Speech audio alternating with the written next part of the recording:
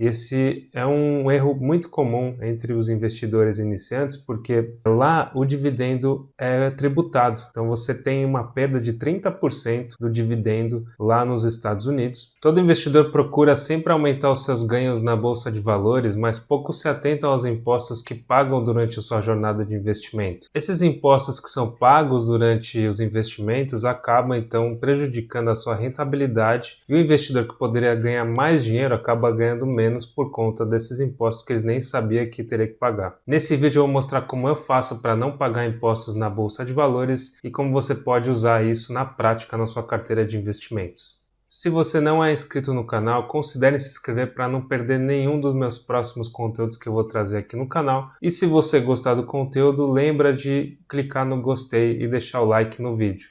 Para você começar a pensar em não pagar impostos nas suas aplicações e investimentos, primeiro você precisa entender o longo prazo. Ou seja, você vai investir o seu dinheiro tendo uma visão bem longa de mais de 10, 20, 30 anos em relação ao dia de hoje. E isso que vai te ajudar a pagar menos impostos. Existem impostos que são regressivos, ou seja, aqueles impostos que vão diminuindo com o tempo, e os progressivos que são ao contrário, que vai aumentando e normalmente é em cima do valor total da aplicação. Mas vamos falar então de visão de longo prazo aqui e o que eu faço para evitar esses impostos. A primeira dica que eu dou é investir em fundos imobiliários, mas investir em fundo imobiliário com o intuito de receber os aluguéis mensais dessas cotas de fundos imobiliários, ou seja, aquele rendimento mensal que cai na conta todo mês, normalmente lá para o dia 15, depende do fundo imobiliário. Esses fundos imobiliários, os seus rendimentos são isentos de imposto de renda. Quando é que você vai pagar imposto de renda em fundo imobiliário? Quando você vender a cota, ou seja, aquele valor que você comprou com lucro. Então isso dá uma vantagem para o investidor de longo prazo, porque aquele investidor que só quer usufruir daquele rendimento mensal, ele não vai pagar imposto. Então, qual que é a ideia? Você ir sempre investindo nos fundos imobiliários, acumulando esse rendimento mensal e reinvestindo esses dividendos, esses rendimentos que vão caindo todo mês na conta, no mesmo fundo imobiliário ou em outras oportunidades que existam no mercado. E aí você vai fazendo então essa alavancagem patrimonial e o seu patrimônio vai crescendo. Uma dica é, quando você quiser vender um fundo imobiliário, avalie então se aquele fundo imobiliário está com lucro ou prejuízo. Lembrando que qualquer lucro para imposto de renda de fundo imobiliário vai valer. E eu vou contar justamente isso em ações, porque tem uma exceção na venda de ações que nos fundos imobiliários não tem. Ou seja, vendeu com lucro, tem que pagar imposto nos fundos imobiliários. Tem uma exceção também a essa regra da parte de fundos imobiliários, que é, se você tem mais de 10% de participação naquele fundo imobiliário, ou seja, eu comprei, por exemplo, KNRI11 e eu tenho ali 11% de participação desse fundo imobiliário. Os dividendos mensais que eu receber, os aluguéis que eu recebo desse fundo imobiliário, eu vou ter que pagar imposto. Então tem uma regra que é a exceção de 10% ou mais de participação, ou se aquele fundo imobiliário tem menos de 50 cotistas. Então assim, é muito difícil você chegar em 10% de participação de um fundo imobiliário que tem 1,5 bilhão de reais de patrimônio. Então você teria que ter quase aí 150 milhões de reais aplicados só naquele fundo imobiliário. Justamente por isso que alguns grandes investidores não aplicam em fundos imobiliários, por conta desse medo aí de pagar imposto, já que eles têm uma participação em um capital muito maior do que o investidor comum, pessoa física. A segunda dica que eu dou é você investir em ações, que paguem dividendos. Então, muito investidor ele acaba procurando ações para valorizar e depois efetuar a venda e esquece que quando ele vai vender ele teve um ganho de capital e ele vai ter que pagar imposto. Lembrando que quando você recebe dividendos das ações das empresas que você investe, esses dividendos são isentos de imposto de renda. Por quê? Porque já teve a tributação sobre o lucro daquela empresa, o IRPJ, e a contribuição social sobre lucro líquido, que é CSLL. Então, o que sobrou ali daquele lucro foi o dividendo que foi distribuído para acionista. E pela regra aí de não bitributação, os dividendos acabam sendo isentos de imposto de renda quando são distribuídos para os seus acionistas. Então, nesse caso, qual que é a dica que eu dou? Escolha aquelas ações que são da vida toda, que você vai pretender investir por um bom tempo, que são pagadores de dividendos, são previsíveis, e você vai comprando elas todo mês, investindo, aportando, e você eventualmente vai querer usufruir desse patrimônio e usufrua a partir dos dividendos, porque eles não pagam imposto de renda. Diferente se você comprar uma ação por R$10 e vender por R$20, você vai ter que pagar imposto de renda. Lembrando que tem uma regra em relação à venda das ações. Se você vender até R$20 mil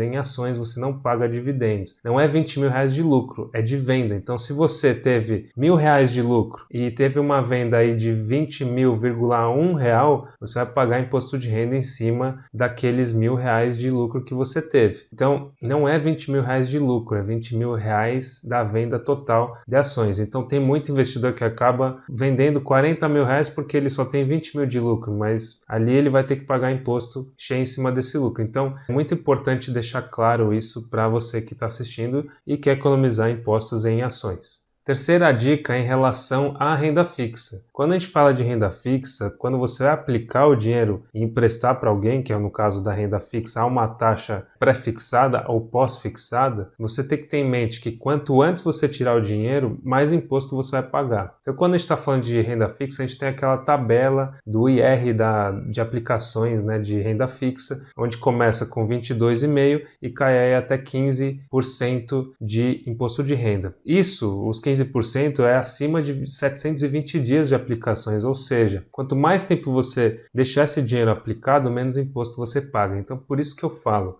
ter a visão de longo prazo vai te ajudar muito a economizar impostos. No caso dos fundos imobiliários e ações que pagam dividendos, se você usufruir dos rendimentos e dividendos sempre, você nunca vai pagar imposto. Lógico, se tiver uma reforma tributária, que não é o caso dessa que aconteceu agora, eles continuam isentos até agora. Mas no caso da renda fixa, você se tirar o dinheiro acima de 720 dias, vai pagar 15% de imposto. Se você tirar até 180 dias, você vai pagar 22,5%. Então, essa já é a visão que você tem que pegar. Para pagar menos imposto, você segura, então, aquele investimento pelo maior tempo que você conseguir para economizar na alíquota. E se você está gostando do conteúdo, se inscreve e deixa o like também se você está achando bem legal esse tema. Eu posso trazer mais temas em relação a impostos sobre investimentos, então comenta aqui se você gostou até agora. A quarta dica é uma dica não tão óbvia assim, é mais de inteligência de investimentos do que alguma lacuna da lei.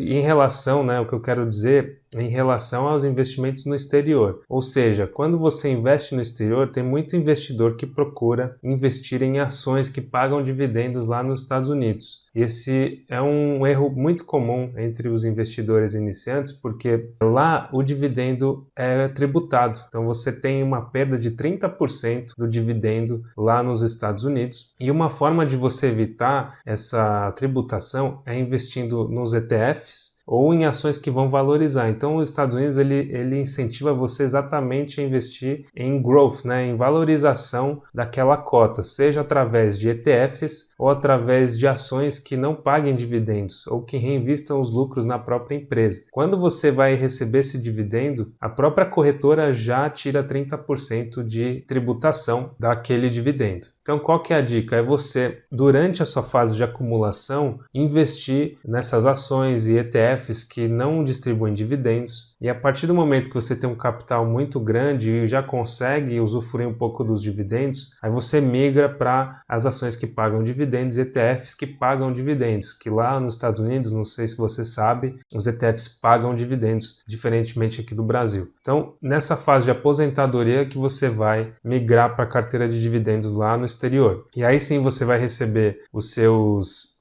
dividendos já com a tributação de 30%.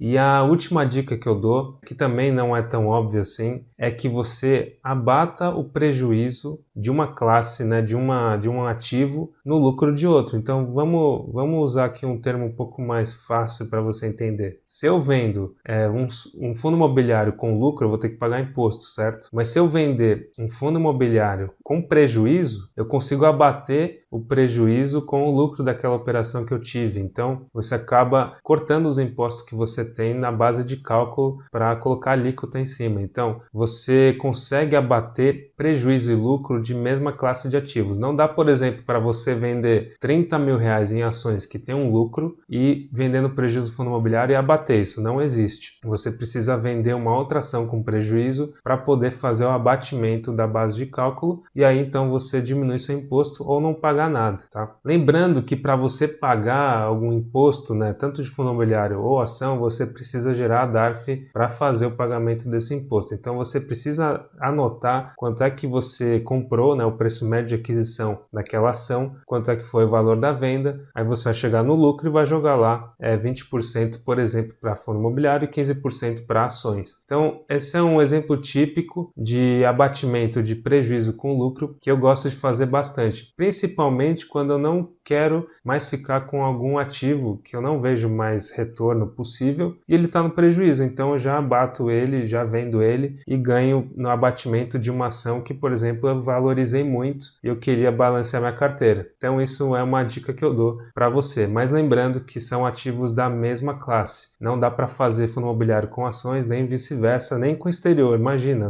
não dá para fazer com exterior mesmo, é só ativos da mesma classe.